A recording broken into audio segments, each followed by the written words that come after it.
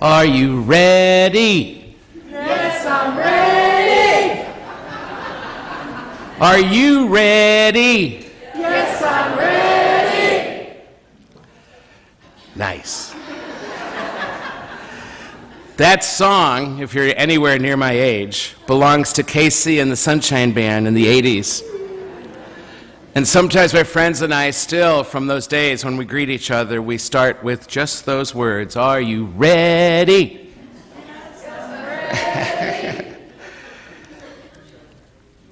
The image of that blind beggar by the side of the road is an image of someone who has had over-identification with his status of being needy and dependent and impaired and poor and an outcast. That's who he always thought he was. His limitations defined him. He was stuck, but not today, not this time. Something changed. This poor beggar, blinded by his limitation, is ready. He springs up. He throws aside his cloak. This guy is entirely ready. And so he would not be silenced. He was willing to cry out for help. Help me, he cried. Help me. Over and over again, he was heard crying for help. Jesus did not say, "Come over here." Jesus said to his little company following him along the road, he said to his little company that would become his church, he said to his little company, "Call him over." And so the church went to him and said, "Take courage. Let us take you to him. Jesus is calling you." For him, there was finally someone in his life who helped him trust that his limitation, his disability, his over-identification with his limitation and his disability could be removed. And so he springs up as if he knew salvation was possible. Finally, he became ready for the defects to be removed. It was time. He got to the point where he was finally willing. He got to the point where he could finally ask for help. Finally, the man could say, "I am done with this. I am done with the life I've been living. I am done with this pain."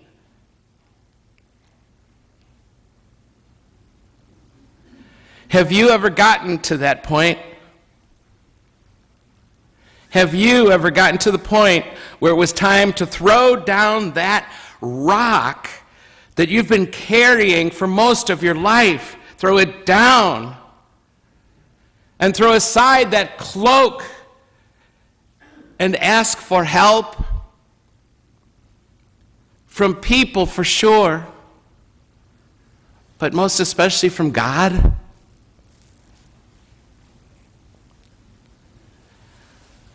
Might it be time?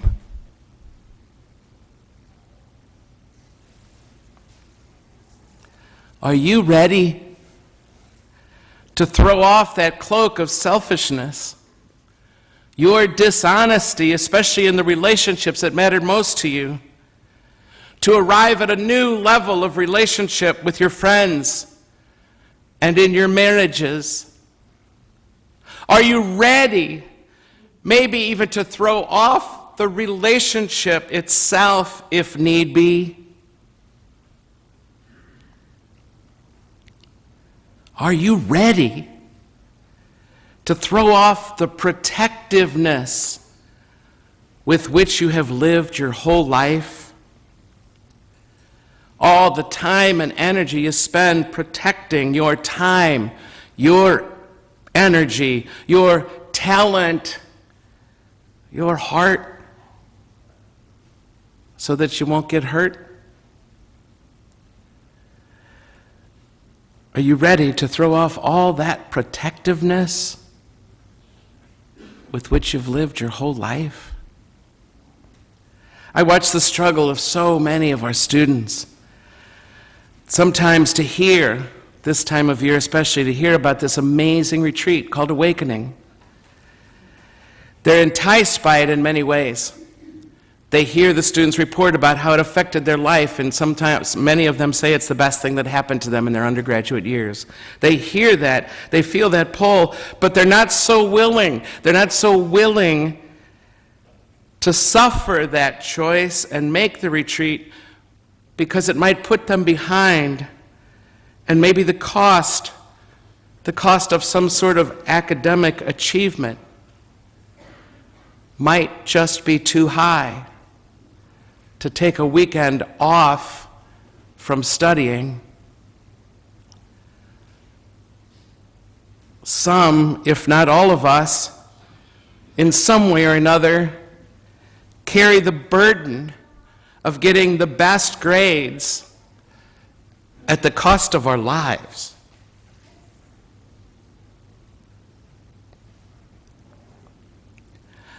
How about that addiction? Yes, we all have addictions.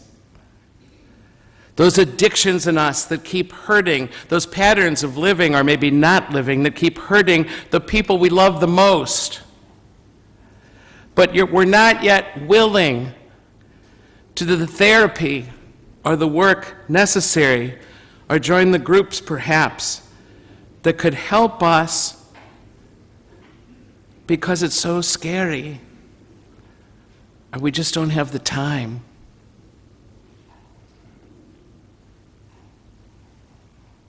If you are willing to change and heal from anything, any of those addictions, alcoholism, that dieting and binging, that hatred you carry around in your heart, that hatred, anything, it's going to begin with the pain of staying the same.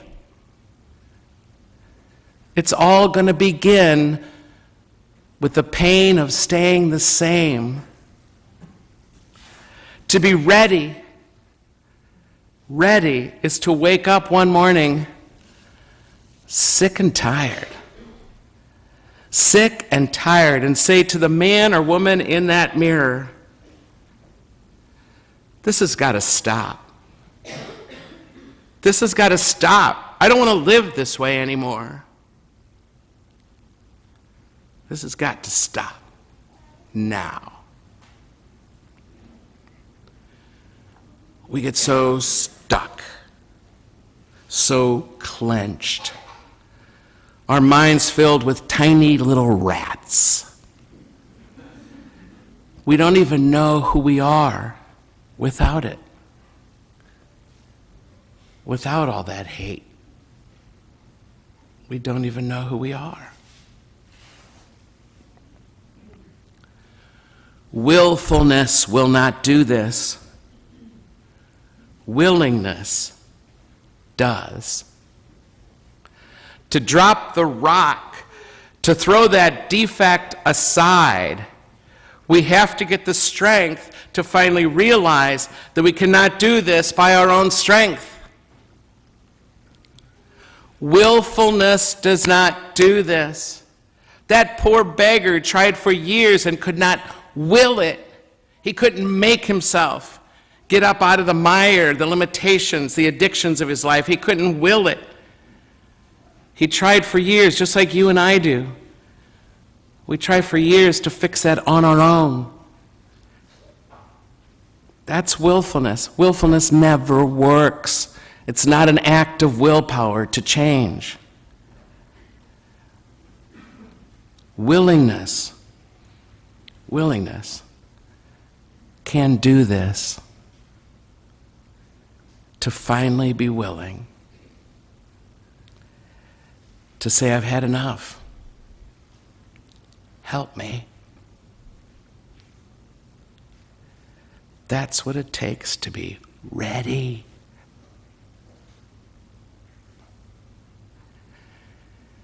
Every so often, we have to hit critical mass with this junk. We have to get to the point of critical mass and realize that somewhere along the way, I lost myself. I have to finally feel like I got this rash all over my body, and it's causing me to scratch all day long, and I can't make it go away anymore. Or it feels so toxic. Or I finally get that I'm imprisoned and steamrolled by all this. I look in that mirror and know that what I see is that I'm becoming what I hate. And that was exactly what those folks wanted. For me to become what I hate.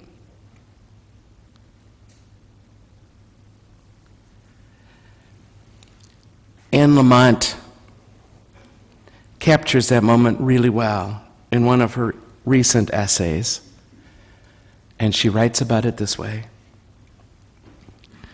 In that moment, looking in that mirror, I did the most amazing thing. I stopped in my tracks. I asked myself, what if you only have a year left on this vale of tears, this world of wonder? This pale blue marble. Is this how you choose to live?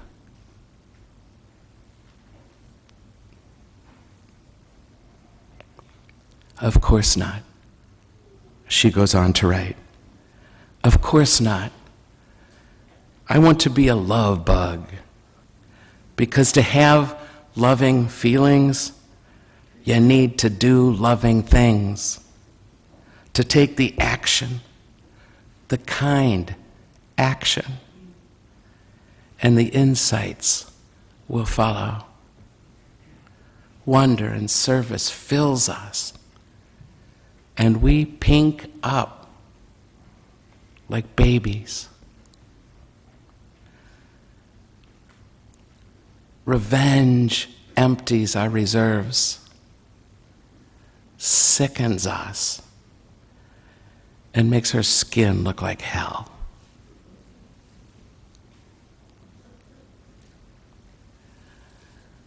Time to pink up like those little ones. At that moment, Anne Lamott decides, I can be free. I can be free. So she springs up. She throws her cloak to the side. She drops that rock, those rocks she'd been carrying for her whole life.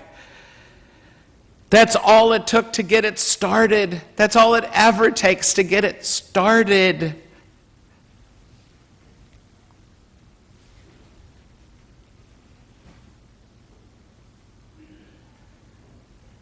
In the spirit of that blind man, perhaps we can all take a good, hard look at the mirror and be honest about how unhappy we still are.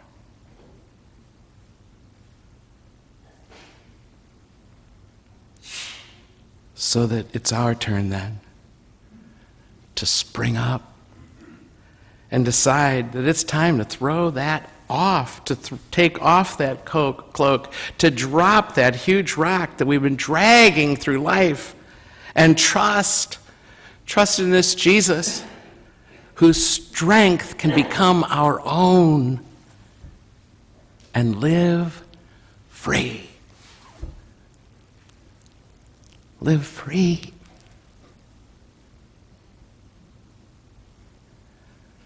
Are you ready? Yes, I'm ready. Are you ready?